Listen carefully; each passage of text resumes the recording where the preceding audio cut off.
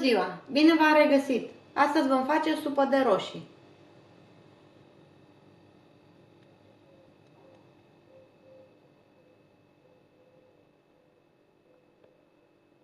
Pentru această rețetă avem nevoie de 2 kg de roșii coapte bine, 2 cepe, 2 morcovi, o bucată mică de țelină, o rădăcină de păstârnac, 2 ardei gogoșari, o legătură de pătrunjel, câteva frunze de țelină, 2-3 linguri de paste, sare și piper.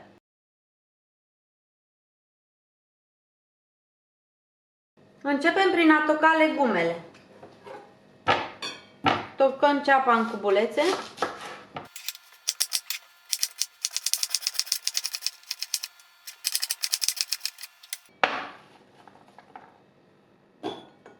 Țelina o tocăm în cubulețe mici.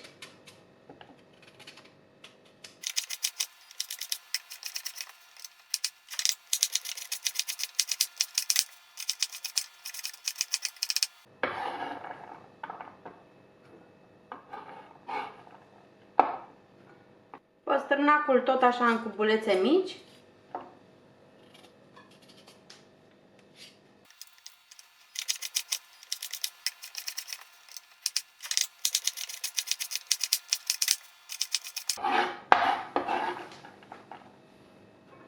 Morcovul la fel. Tot în cubulețe mici.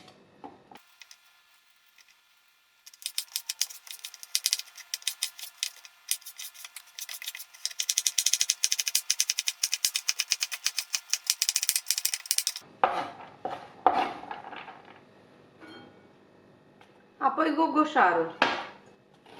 Tot la fel în cubulețe.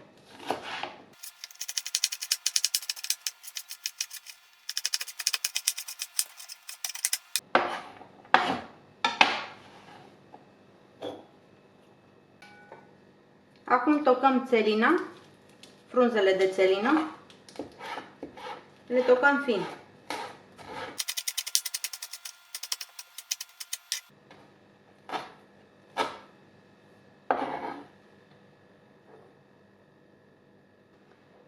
Și pătrunjelul, tot așa tocat fin.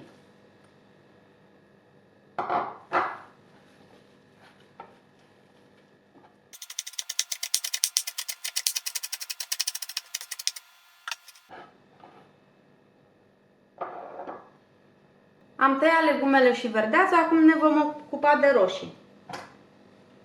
Tăiem cotorul roșiilor și apoi tăiem prin rățătoarea mare.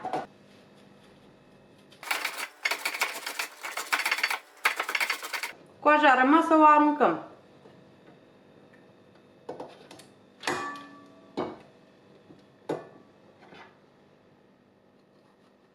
Continuăm la fel până le terminăm pe toate. După ce am terminat de dat toate roșiile, mergem la aragaz să preparăm ciorba. Luăm mai întâi rădăcinoasele, le adăugăm la fiert într-un litru și jumătate de apă. Când a început să clopotească, acoperim și lăsăm la fiert 20 de minute. După cele 20 de minute adăugăm ardeiul. Punem sare și piper.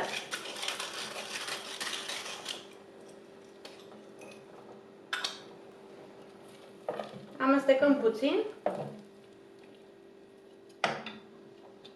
Acoperim și mai lăsăm 5 minute. Apoi punem roșiile.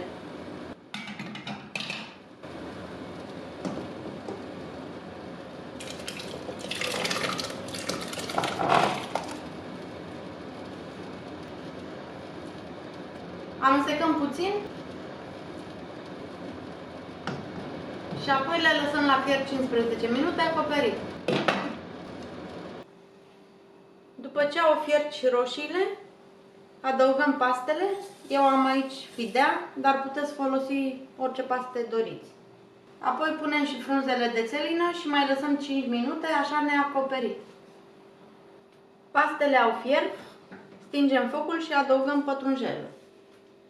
Amestecăm puțin Apoi acoperim cu capac și lăsăm să se răcorească puțin, apoi putem servi.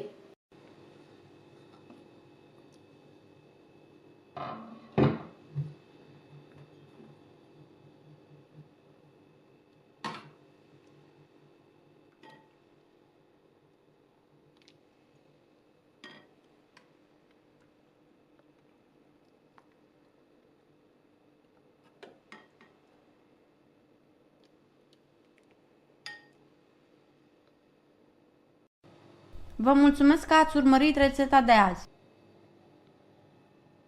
Vă invit să vă abonați la canalul meu și să dați like rețetelor care vă plac. Vă doresc o zi minunată!